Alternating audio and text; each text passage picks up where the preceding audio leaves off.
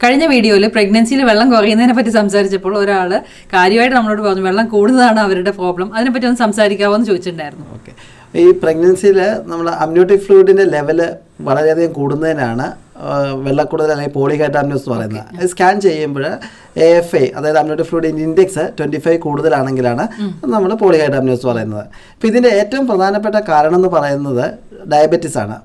6-ാം മാസം ആകുമ്പോൾ ഷുഗർ നമ്മൾ കൂടാൻ സാധ്യതയുണ്ട്. പ്രഗ്നൻസി പേഷ്യൻസിന് ഷുഗർ കൂടുന്നതിൻ്റെ ഫലമായിട്ട് കുട്ടിയുടെ യൂറിൻ പ്രൊഡക്ഷൻ കൂടും. ഈ യൂറിനാണ് ശരിക്കും അമ്നിയോട്ടിക് ഫ്ലൂയിഡായിട്ട് വരുന്നത്.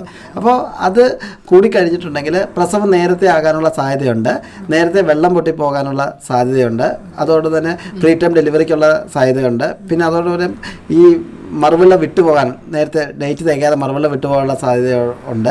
അതോടൊപ്പം തന്നെ പുക്കിൾക്കൊടി പുറത്തേക്ക് വെള്ളം പൊട്ടിപ്പോകുകയാണെങ്കിൽ ഉടൻ തന്നെ പുക്കിൾക്കൊടി പുറത്തേക്ക് വരാനുള്ള സാധ്യതയും ഇതിനകത്ത് കൂടുതലാണ്. പിന്നെ കുട്ടിയുടെ പൊസിഷൻ, കുട്ടി ഭയങ്കരമായിട്ട് മൂവ് ചെയ്യുന്നതിൻ്റെ ഫലമായിട്ട് ഒരു ഫിക്സഡ് പൊസിഷനിൽ വരാതെ ചിലപ്പോൾ ട്രാൻസ്വേഴ്സ് പൊസിഷനിലോ അല്ലെങ്കിൽ ബ്രീച്ച് പൊസിഷനിലോ കിടക്കാനുള്ള സാധ്യതയും കൂടുതലാണ്. ഓക്കെ, ഈ വെള്ളം കൂടാതിരിക്കാൻ വേണ്ടി നമുക്ക് എന്തെങ്കിലും ചെയ്യാൻ പറ്റുമോ?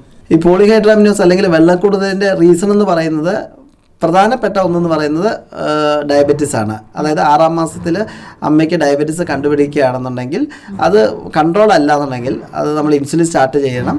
അത് സ്റ്റാർട്ട് ചെയ്തിട്ട് ഡയബറ്റീസ് കൺട്രോൾ ചെയ്യുന്നത് വഴി ചിലപ്പോൾ ഫ്ലൂയിഡിൻ്റെ ലെവൽ നോർമലായിട്ട് വരാറുണ്ട്. ഇതിൻ്റെ മറ്റൊരു കാരണം എന്ന് പറയുന്നത് കുട്ടിയുടെ അന്നനാളത്തെ അല്ലെങ്കിൽ ഗ്യാസ്ട്രോ ഇൻഡസ്ട്രിയൽ ട്രാക്റ്റിൽ എന്തെങ്കിലും തരത്തിലുള്ള തടസ്സം ഉണ്ടാകുക, അല്ലെങ്കിൽ ക്ലെഫ്റ്റ് ലിപ്പ് അല്ലെങ്കിൽ ക്ലെഫ്റ്റ് പാലറ്റ് അങ്ങനെയുള്ള കണ്ടീഷനിൽ പോലും ചിലപ്പോൾ കുട്ടി സ്വാളോ ചെയ്യുന്നില്ല എന്നുണ്ടെങ്കിൽ ഇങ്ങനത്തെ ഒരു പ്രോബ്ലം വെള്ളക്കൂടുതൽ കാണാറുണ്ട്. ഇത്തരം കേസുകളിൽ പ്രസവ സമയത്ത് എന്തെങ്കിലും കോംപ്ലിക്കേഷൻസ് ഉണ്ടാവുമോ? പോളിഹൈഡ്രാമിനോസിൻ്റെ ഏറ്റവും വലിയ കോംപ്ലിക്കേഷൻ എന്ന് പറയുന്നത് ഡേറ്റ് തികയാതെയുള്ള പ്രസവം, മാസം തികയാതെയുള്ള പ്രസവമാണ്.